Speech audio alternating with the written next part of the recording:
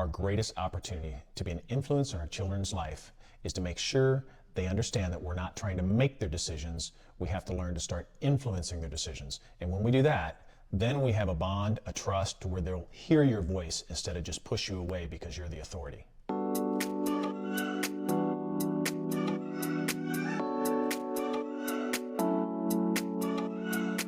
There's a time in everybody's life where they're raising their children and they realize that their kids want to make their own decisions. They're no longer listening to them. How do you handle that is the question today. What do you do with that if you're at that point where your kids are trying to make their own decisions, but especially if it's a decision that you know is challenging or may be a derailment for them in some way, or they're making the wrong decision, but they really don't want to listen to you anymore. Usually, what's that age about? I would 15-ish? Say any 13, 14. 15, oh, that early? Yeah. Okay.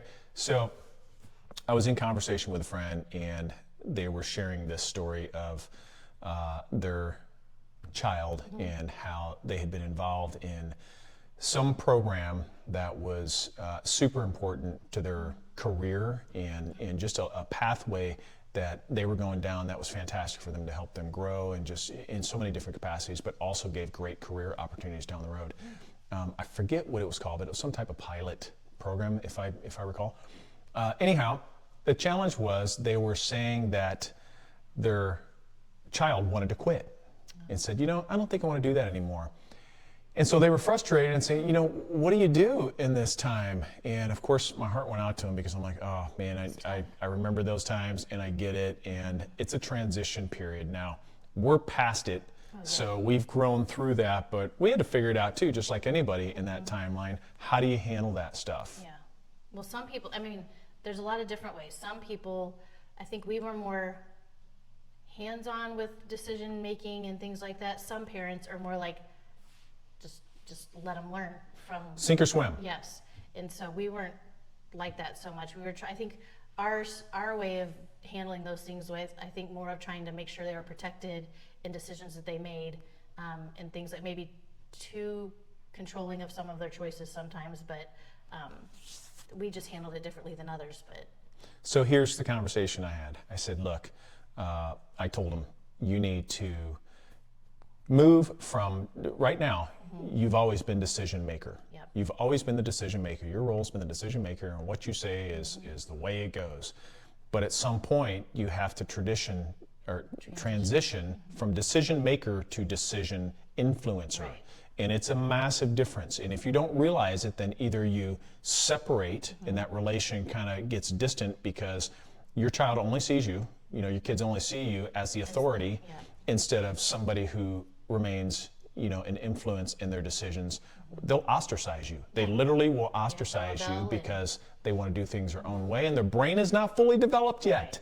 They're still developing up here. So although they think they're right, usually a parent can see much beyond that. Yeah, and I still feel like when you're, 13, 14, and so that's still so young. It's pretty young. I feel like trying to let them just make their own decisions, I feel like that, to me, I wouldn't let that happen. I would still try to not make decisions exactly for them, but definitely try to influence and talk to them about whatever the situation might be, because they're too young to just make their own choices all the time. So look, you can't just let your kid run wild Right. and make all kinds of, harebrained decisions if you have some control or authority over them. However, there's a point in time where you have to start leveraging that to where you keep that relationship strong and you get to keep a voice in their decision making because they trust you and they don't feel like you're just going to tell them what to do. Right. And that's what I don't think we realized till our girls were much older, because it wasn't like that when they were young. It was something that as they got much older and we got older and wiser, you learn those kind of things. We did? Yeah. Oh, finally. Oh, you did? Oh, I thought you were trying to say like just you did.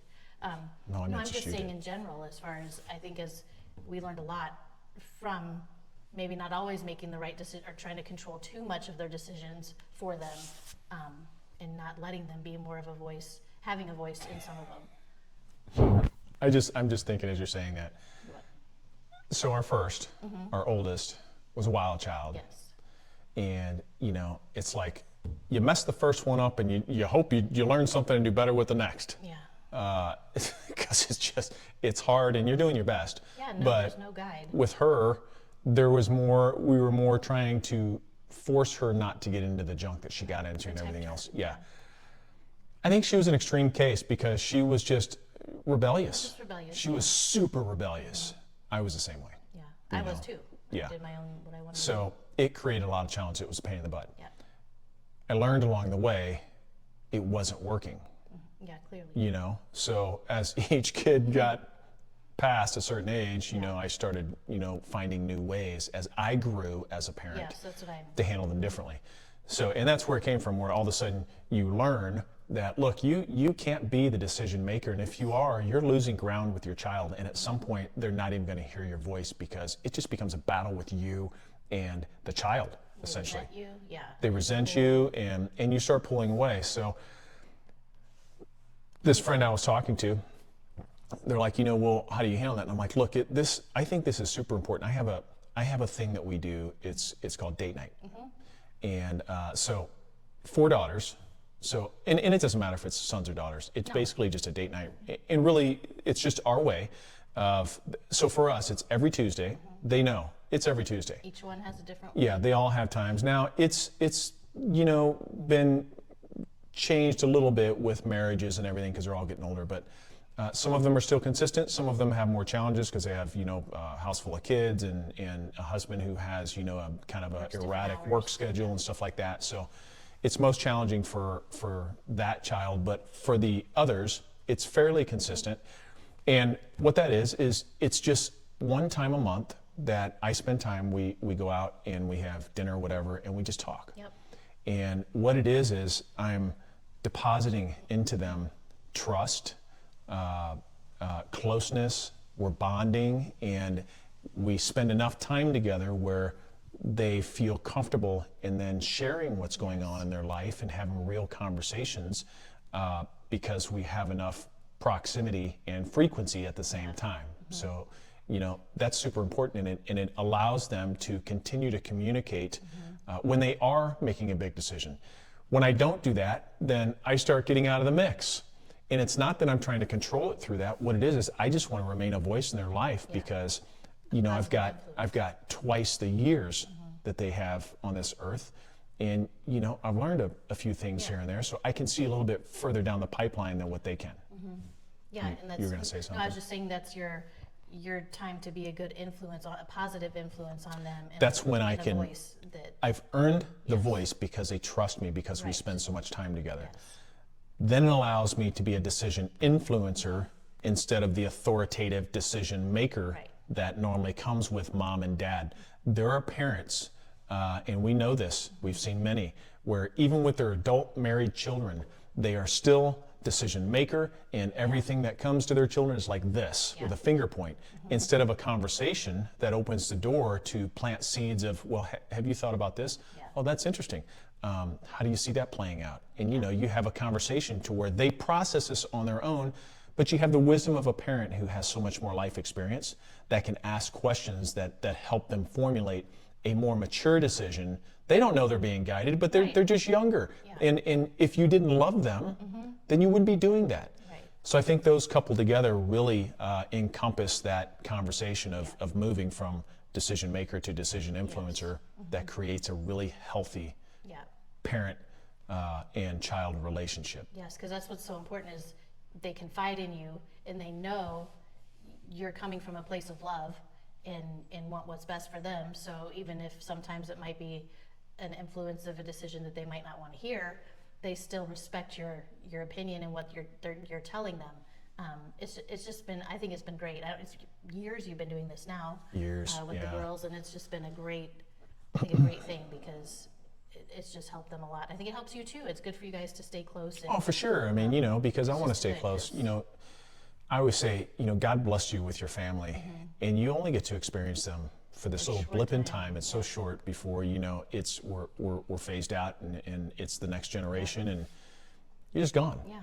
So why would you not do everything that you can, put a high priority, a super importance on your family, on your children, and spending some time together to where you stay close and not superficial to where it's just pleasantries and everything because they don't really want you in your life. Right. Respect your children's space in their Absolutely. decisions Yes. and the things that they're dealing with, so they learn to make the decisions on their own.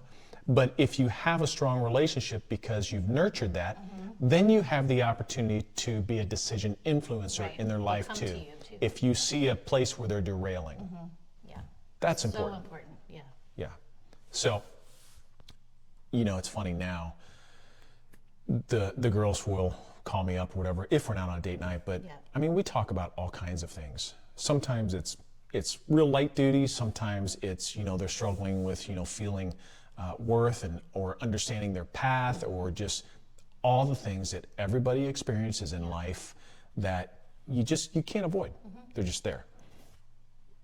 The most incredible thing to me that I love is I get to be a part of it. Oh, of course. Yeah. So if we didn't do this thing for us, this date night, and, you know, because I'm always moving fast and furious.